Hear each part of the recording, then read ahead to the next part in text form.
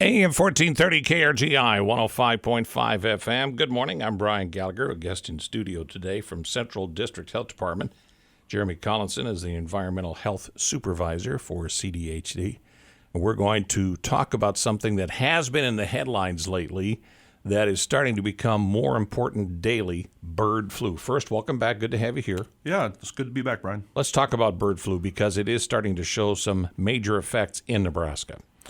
Yeah, back in almost a month ago, we had our first case in our district over in Merritt County. Showed up in a backyard flock.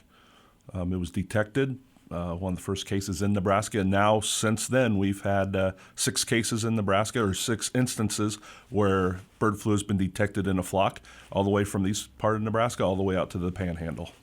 The thing is, with flu for birds, it is hard to pinpoint exactly.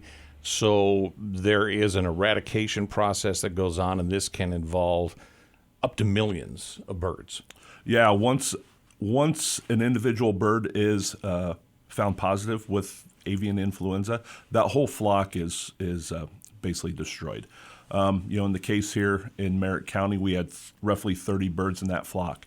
But we've had also some producers on the eastern side of Nebraska. They've had over 500,000 birds in their flock that had to be put down because of an instance. If folks have flocks, whether they're little ones or big ones, what are some of the symptoms they should look for to be heads up on this? One of the biggest things is I would say an abnormal amount of deaths within their flock.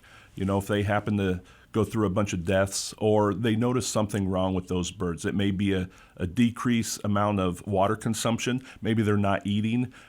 Maybe even they've noticed the bird's coughing or sneezing. That could be an instance.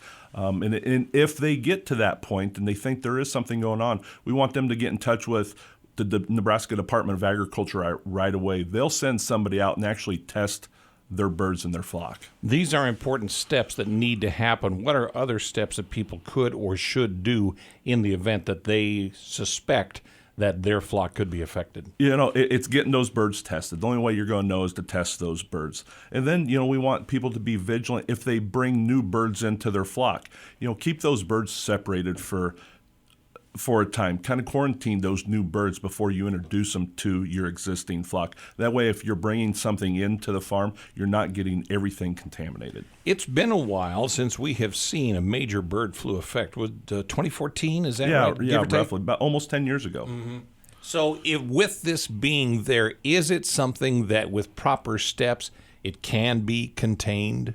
Yeah, we take these steps, we can limit the amount of birds that are affected. We can shorten the longevity of how long this flu lasts, and then we're going to maintain that bird for consumption. Jeremy Collinson is the Environmental Health Supervisor for Central District Health Department. Unfortunately, this is a bump in the road. We have to see if we can't somehow conquer it. Take a look at your flock if you have birds at your place.